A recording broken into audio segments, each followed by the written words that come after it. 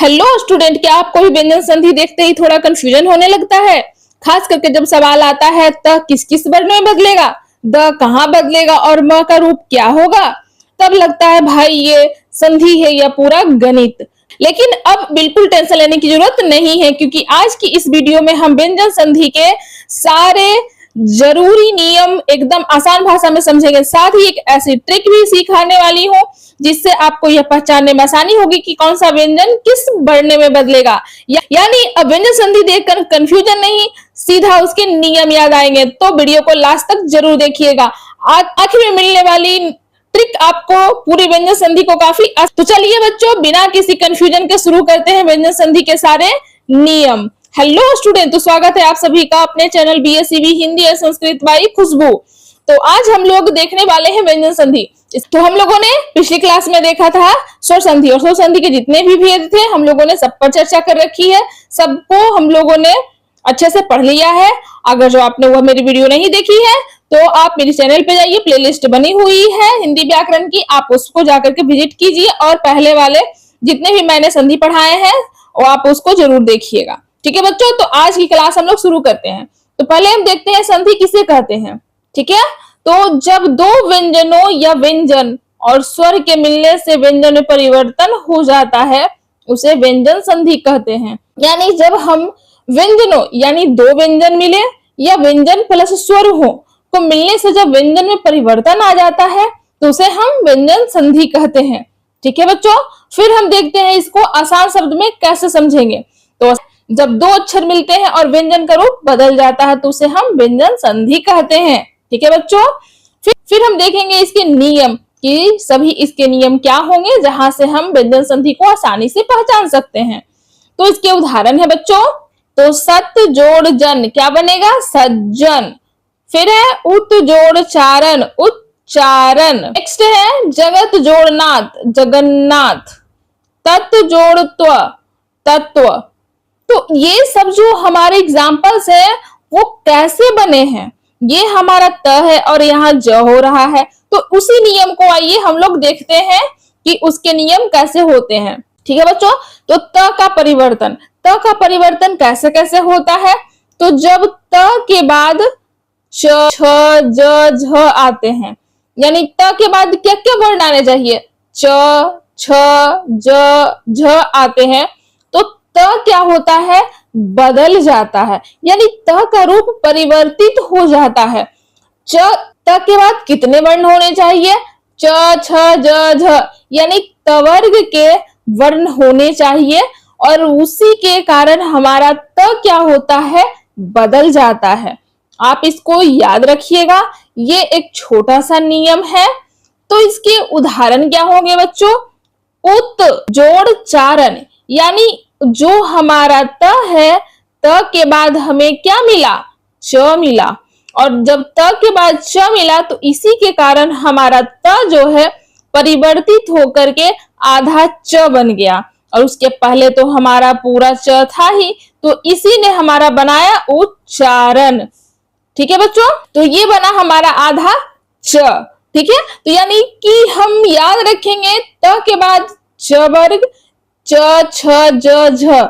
अगर जो ये चार वर्ण मिलते हैं तो हमारा त परिवर्तित हो जाता है। क्या जो वर्ण उसके बाद आएगा उसी का वो आधा वर्ण बनेगा। जैसे सत जोड़ जन, तो क्या बना? सज। ये हमारा हो गया त, और त के बाद कौन सा वर्ण है? ज, और ज के बाद है तो ये त जो है ये हमारा आधा ज में बदलेगा, तभी तो बना हमारा सज्जन। यानी कि हम याद रखेंगे जब भी हमारा त आता है और त के बाद च, छ, ज, झ आते हैं तो वह हमारा त आने वाले वर्ण का आधा वर्ण होता है। या जोड़ जन, तो जन पूरा है पर जो त है वो आधे ज में बदलेगा। ठीक है बच्चों, आप इसको याद रखिएगा। याद कैसे रखेंगे? तो याद रखने की छोटी सी ट्रिक है। क्या है कि त प्लस च, छ, ज आए तो त क्या होता है? बदल जाता है। बस इसे हम लोगों को याद रखना है।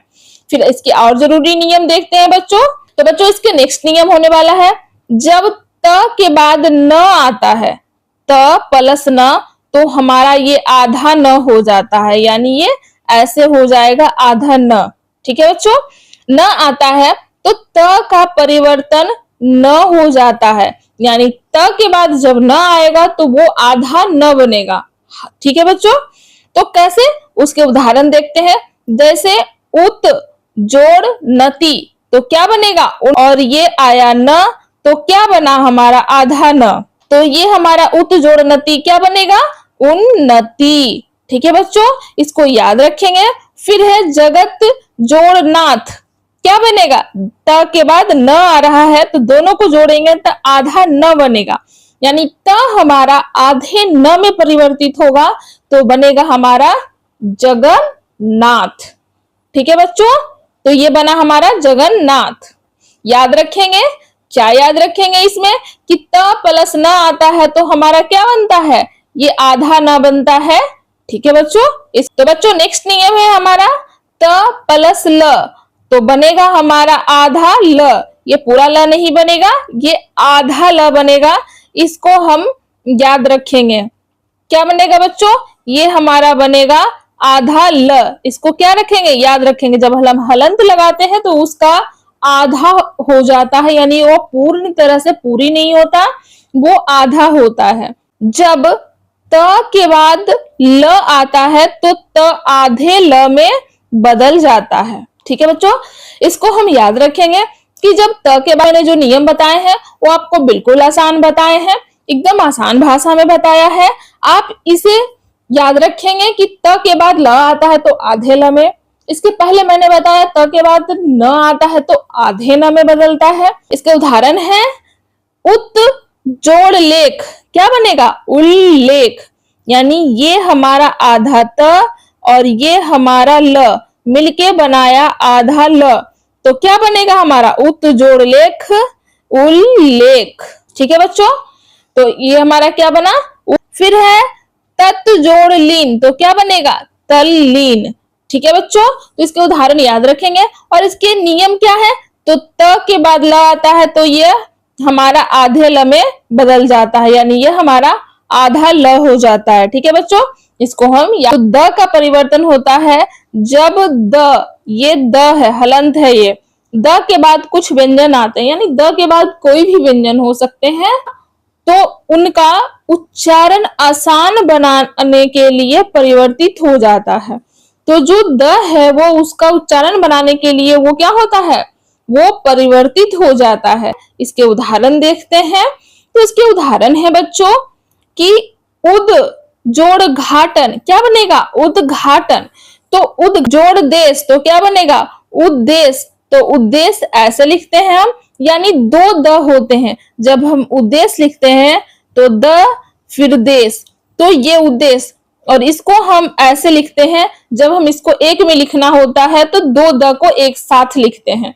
ठीक है बच्चों, तो ये हमारा बन गया उद्देश्य। फिर नेक्स्ट है हमारा म, हलंत है ये, म का परिवर्तन अनुस्वार में होता है, यानी म हमारा किस रूप में परिवर्तित होगा, तो जब म के बाद कोई व्यंजन आता है तो कई बार म की जगह अनुस्वार आ जाता है, यानी म की जगह हमें अनुस्वार लगाना पड़ता है।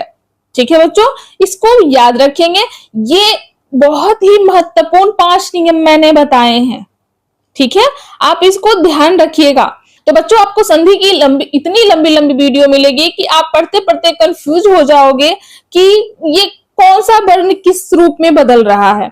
मैंने सभी संधि को छोटे छोटे पार्ट्स में पढ़ाया है ताकि आपको बहुत ज्यादा बोरिंग फील ना हो और ऐसा लगे कि हम लोग बिल्कुल से एंजॉयमेंट में सारी चीजें सीख गए हैं। और मैंने छोटे छोटे से नियम जो कि ट्रिक्स फॉर्म में मैंने बना रखे हैं, आप इन्हें ध्यान रखिएगा तो आपको व्यंजन संधि में बिल्कुल कंफ्यूजन नहीं होगा।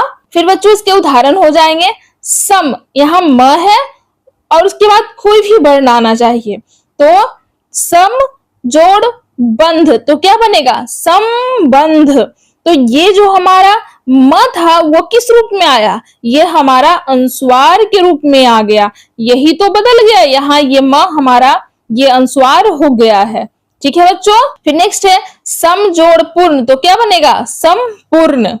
सम जोड़ कल्प बनेगा संकल्प, तो जो म है वही हमारा अनुस्वार हो रहा है। बस इसे हमें ध्यान रखना है कि म के बाद कोई भी वर्ण आता है तो वह म हमारा अनुस्वार में बदल जाता है, इसे हम याद रखेंगे।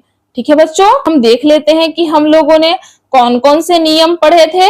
तो बच्चों आज मैंने आपको 5 नियम बताए हैं। पहले मैंने क्या बताया, पहला बताया कि त के बाद च वर्ग यानी च छ ज झ कोई भी आता है तो वह च छ ज झ का वही आधे वर्ण में बदल जाता है, त हमारा आधे वर्ण में बदलेगा जो च छ ज झ आएंगे। फिर मैंने बताया कि आप लोगों को न रहे तो वो हमारा आधे न में बदलेगा। फिर मैंने बताया त के बाद यदि ल आता है तो ल हमारा फिर जो त है वह आधे ल में बदलेगा। ठीक है बच्चों, फिर यानी द के बाद कोई भी व्यंजन आता है तो जो द है वह हमारा उच्चारण के लिए वो आधे द में बदल जाता है। फिर हमने देखा लास्ट कि म का जो परिवर्तन है वह अनुस्वार के रूप में होता है। ठीक है बच्चों, तो आज के लिए इतना ही। अगर जो ये मेरी वीडियो आपको अच्छी लगी हो तो लाइक करें, शेयर करें अपने दोस्तों के साथ और मेरे चैनल को सब्सक्राइब करें और बेल आइकन को जरूर दबाएं कि मेरी वीडियो की नोटिफिकेशन आप तक सबसे पहले पहुंच पाए। तो मिलते हैं नेक्स्ट वीडियो में विसर्ग संधि के साथ।